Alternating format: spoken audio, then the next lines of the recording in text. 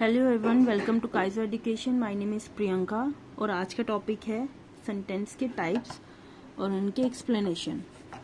First हमने type देखी थी इसकी असर्टिव और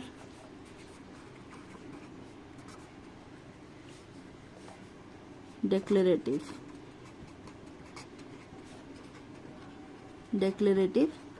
sentence.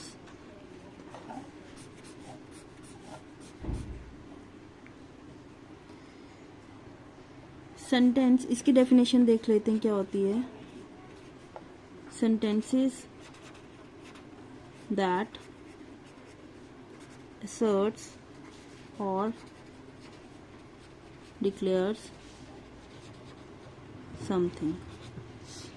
Sentence that asserts or declares something. इसका मतलब ऐसे सेंटेंसेस जो हमें कुछ बता रहे हैं, ऐसे सेंटेंसेस जो हमें कुछ बता रहे हों। असर्ट होता है बताना, जो हमें कुछ बता रहे हों या कुछ इन्फॉर्मेशन दे रहे हो हमें। ऐसे सेंटेंसेस जो हमें कुछ बता रहे हैं या किसी चीज़ के बारे में इन्फॉर्मेशन दे रहे हैं। For example, I am going to Delhi. ये एक सेंटेंस है, ये हमको कुछ बता रहा है, ये हमें कुछ इन्फॉर्मेशन दे रहा है कि मैं दिल्ली जा रहा हूँ या जा रही हूँ। आई लिव इन इंडिया, ये भी एक कंप्लीट सेंटेंस है जिसकी कुछ सेंस निकल रही है।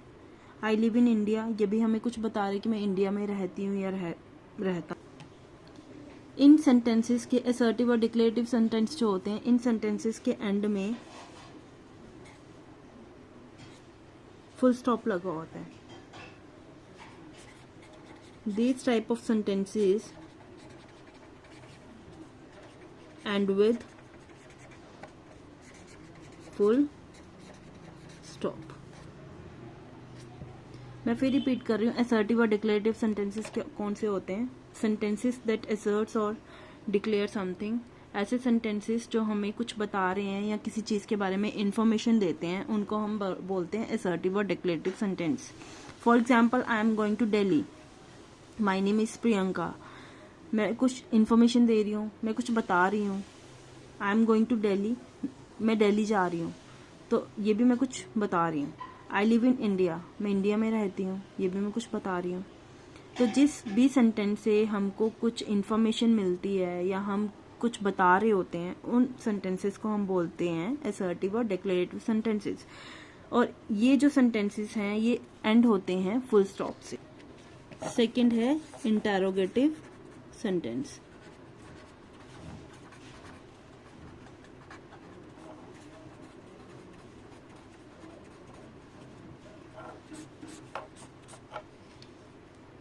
इंटरोगेटिव सेंटेंस से ही क्लियर हो रहा है ये कैसे सेंटेंसेस होंगे।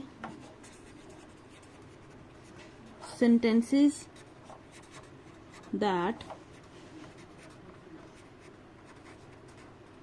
interrogates or asks us questions. ऐसे सेंटेंसेस जो हमसे कुछ पूछें, ऐसे वाक्य जो हमसे कुछ पूछें। For example, what is your name,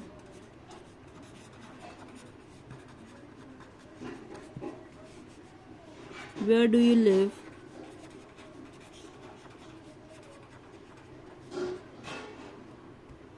What are you doing?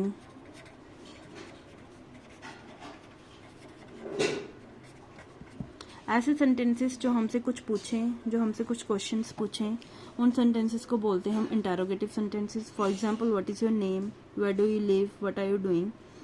और ये जो सेंटेंसेस है, these sentences end with question mark. ये जो सेंटेंसेस है ये हमेशा क्वेश्चन मार्क से एंड होते हैं। जो क्वेश्चन मार्क से एंड हो सेंटेंस, उन सेंटेंसेस को हम बोलते हैं इंटरोगेटिव सेंटेंस। और थर्ड सेंटेंस जो है वो है इम्पेरेटिव सेंटेंस।